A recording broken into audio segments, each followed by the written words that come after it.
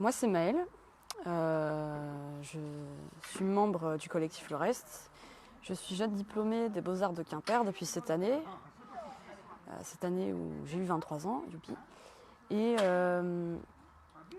donc moi, je fais principalement en ce moment de la sculpture, des installations, mais je fais aussi de la gravure, de la vidéo, de la musique, beaucoup de choses en fait. Je travaille beaucoup autour du folklore.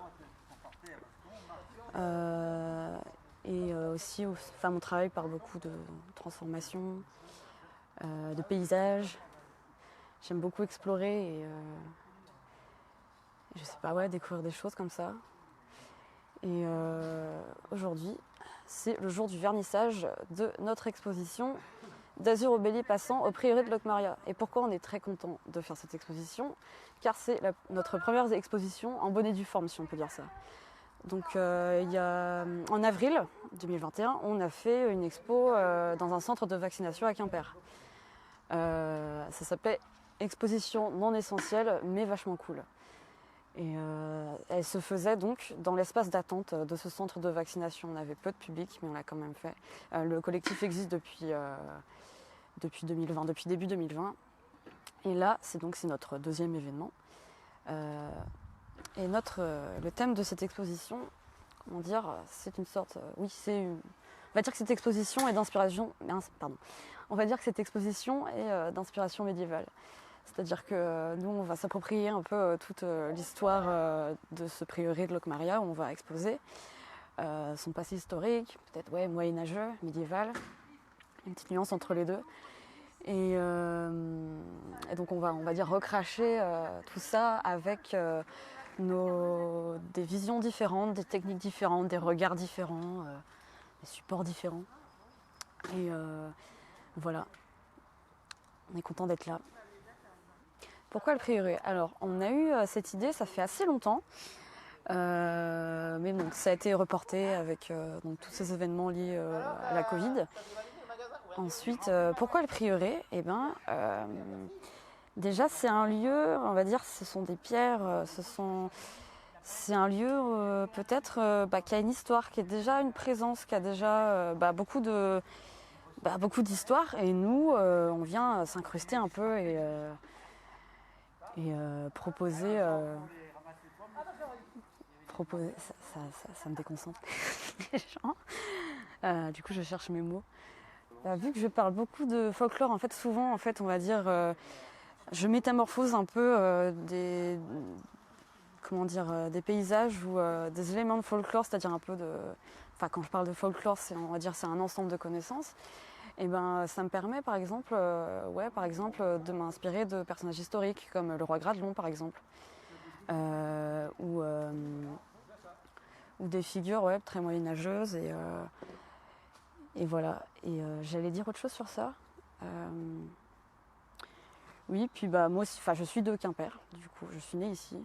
Donc pour moi, c'est très stylé, on va dire, de faire ça dans un lieu historique et tout. Comment dire? Je vais pas dire jusqu'à... Comment on dit ça? Je vais pas dire que je suis iconoclaste non plus, mais souvent, je suis un peu dans la postiche ou dans de l'humour aussi, quoi. Et c'est marrant, quoi, que moi, je mette mon travail là-dedans, quoi. C'est-à-dire, il y a quand même une sorte de poésie, mais il y a aussi un certain humour, quoi, dans mon travail. Alors, toutes les pièces... pardon. J'ai une pièce que j'ai faite en 2018, je crois, c'est une gravure. Et c'est une relecture, en fait, du tableau d'Évariste Luminet, La fuite du roi Gradelon, qui est au musée des Beaux-Arts de Quimper, oui. Où, en fait, on voit le roi Gradelon qui s'enfuit de la ville d'Is, qui est en proie à l'océan, quoi, aux grosses tempêtes. Et donc, dans le tableau d'Évariste Luminet, c'est un très grand tableau, donc on voit le roi Gradelon lâcher sa fille d'Ahut dans l'océan. Il est accompagné de Saint-Guénolé. Là, en fait, dans ma gravure, déjà elle est en noir et blanc, on voit en fait le roi Gradelon qui sauve sa fille et Saint-Guénolé qui tombe dans l'eau. Donc voilà, c'est ma relecture de la chose. Et ensuite, juste à côté, on aura... alors je sais pas, j'ai cette pièce, je l'appelle soit Fashion Week 1421, soit la reine Gradelon. Pourquoi? Parce que en fait c'est un mannequin taille humaine, quoi, avec une couronne, des habits. J'ai récupéré plein de tapisseries, des tissus divers. Je lui ai fait une tête aussi en terre. Et donc ce mannequin-là, ça va aussi un peu rappeler justement cette figure-là du roi Gradelon, ou peut-être Nominoé. C'était aussi un roi légendaire de Bretagne. Et donc voilà, il sera là, en plein milieu, un peu comme roi ou reine de ce prieuré ou de Quimper, rappelons des personnages historiques. Donc il y a ça. Et j'ai fait un blason exactement aussi. Plutôt comme le nom de l'expo, c'est d'Azur au bélier passant. Pourquoi? Parce que le blason de Quimper, c'est un bélier de côté, de profil, avec un fond bleu. Et donc dans le langage héraldique, le début du nom du blason, c'est d'Azur au bélier passant, ensuite c'est encorné et onglet d'or et quelque chose comme ça. Et moi j'ai voulu un peu reprendre ce langage de l'héraldique, je me suis beaucoup renseignée là-dessus, j'ai beaucoup fait de recherches là-dessus, c'était vachement intéressant. Et donc là j'ai fait une sorte de... Du coup ce serait de gueule au signet Sauron, un truc comme ça, ouais. Je suis pas encore tout à fait sûre. Je l'ai appelé de gueule au signet Sauron parce que le fond est rouge, c'est de la toile de Jouy et j'ai pas un signe par-dessus. Pourquoi un signe? Un signe, si, c'était bien pour un blason parce que c'est un animal qui est très beau, souvent qui est ornemental, quoi, comme les meubles sur les blasons. Les meubles, ce sont les symboles et tout. Mais un signe, c'est très territorial et ça peut être très agressif aussi. Donc ça peut être bien pour un blason. Donc comment ça s'est passé la fin d'études? Je suis toujours étudiante déjà. Je suis dans une sorte de post-diplôme où j'ai précisé mes objectifs personnels. C'est le SAP qui organise ça. Et pour l'instant, on va dire que ça va. Ce sera ma 3e expo de l'année, ce qui est pas mal pour une année Covid, et pour un jeune ou une jeune artiste. Et oui, c'est peut-être un peu cliché de dire que c'était beaucoup d'émotions, c'était très bien et que c'était pas bien en même temps.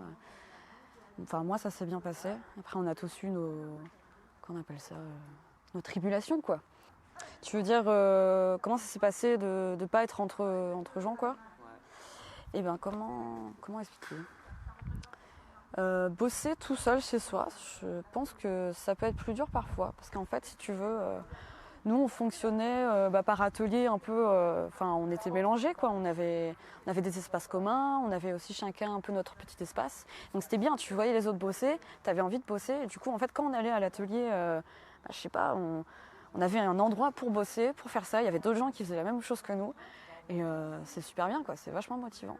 Mais une fois tout seul, moi j'aime bien avoir une sorte de petite bulle, quoi, pour réfléchir, vraiment pour me concentrer, même quand je fais de la musique ou quoi. Mais c'est pas du tout la même chose, quoi.